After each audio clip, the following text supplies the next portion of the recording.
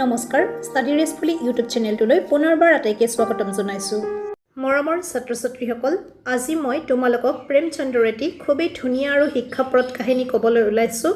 এই কাহিনীটোৰ নাম হৈছে কাশ্মীৰী আপেল। এই কাহিনীটো আমাৰ দৰে গ্ৰাহকসকলৰ ওপৰত আধাৰিত। আমি বহু সময়ত সাৱধান নোহোৱাৰ বাবে কেনেকৈ দোকানদাৰৰ মিঠা মিঠা কথাত ভুল গৈ ঠগ খাব লগা হয় তাকেই ইয়াত বৰ ধুনীয়াকৈ বৰ্ণনা কৰা হৈছে। কাহিনীটোত লেখকে নিজেই বজাৰলৈ আপেল কিনিবলৈ গৈছিল।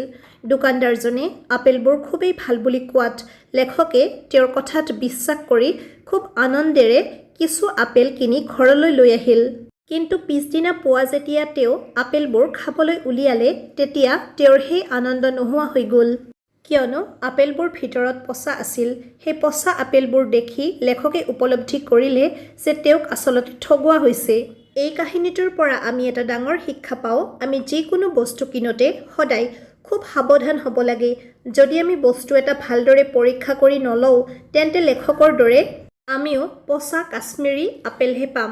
সেয়েহে কাহিনীকাৰে আমাক এইটোৱেই বুজাব বিচাৰিছে যে গ্ৰাহকসকল জাগ্ৰত হোৱা, অৰ্থাৎ বস্তু কিনোতে চকু কাণ খোলা ৰাখিবা। মৰমৰ ছাত্ৰ ছাত্ৰীসকল, আজি তোমালোকক লেখক প্ৰেমচন্দৰ লগত ঘটা এটা খুবেই আমোদজনক কাহিনী ক'বলৈ ওলাইছোঁ। কালি সন্ধিয়া আমাৰ লেখকে বজাৰৰ চকত কিছুমান দৰকাৰী বস্তু কিনিবলৈ গৈছিল। বাটত যাওঁতে তেওঁ দেখিলে যে পঞ্জাবী ফল মূলৰ দোকানবোৰত খুবেই ধুনীয়া ৰঙচুৱা আৰু গুলপীয়া আপেলবোৰ জিলিকি আছে। সেইবোৰ দেখি লেখকৰ লোভ লাগিল। আজিৰ দিনত মানুহে সোৱাদতকৈ ভিটামিন আৰু প্ৰটিনৰ কথাহে বেছি চিন্তা কৰে। লেখকে ভাবিলে যে আগতেতো কোনেও বিলাহী বা গাজৰক ইমান গুৰুত্ব নিদিছিল, কিন্তু এতিয়া সেইবোৰ আমাৰ বাবে বৰ দৰকাৰী হৈ পৰিছে। ঠিক তেনেদৰে আপেলৰ বিষয়েও কোৱা হয়, যদি আপুনি দিনে এটা আপেল খায় তেন্তে ডাক্তৰৰ ওচৰলৈ যাবই নালাগে। লেখকে ভাবিলে যে সোৱাদ আৰু গুণৰ ফালৰ পৰা আপেল কোনো গুণেই আমতকৈ কম নহয়। অৱশ্যে আমাৰ দেশৰ সুস্বাদু আমবোৰৰ কথা সুকীয়া, কিন্তু আপেলৰ যিটো গুণ সেইটো এতিয়া সকলোৱে জানে। এইবোৰ কথা ভাবি ভাবি লেখকে দোকানীজনৰ ওচৰলৈ গ'ল। তেওঁ দোকানীজনৰ লগত দৰদাম কৰিলে আৰু আধা চেৰ আপেল বিচাৰিলে। তেওঁ তেতিয়াও গম পোৱা নাছিল যে দোকানীজনে তেওঁক কেনেকুৱা আপেল দিবলৈ ওলাইছে।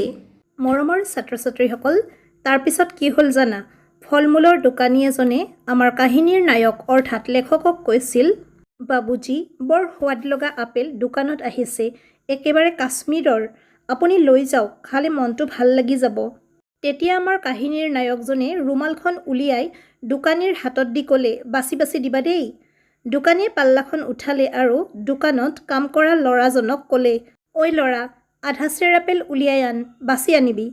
ল'ৰাজনে 4টা আপেল লৈ আহিল।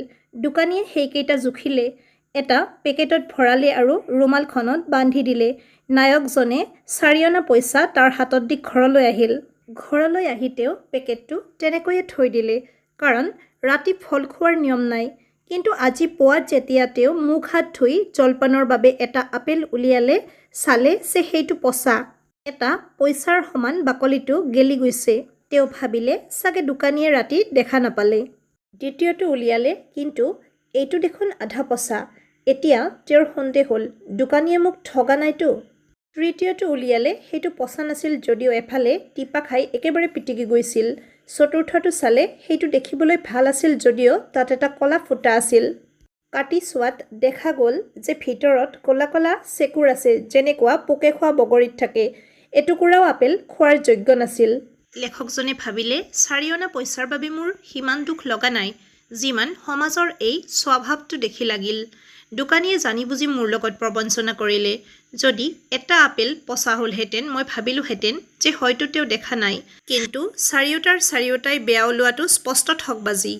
কিন্তু তেওঁ আকৌ এটা কথা ভাবিলে, এই প্ৰবঞ্চনাত মোৰো হাত আছিল। মই যে তেওঁৰ হাতত ৰুমালখন দি দিলোঁ, সেয়াই আছিল তেওঁক ঠগিবলৈ দিয়া অনুপ্ৰেৰণা।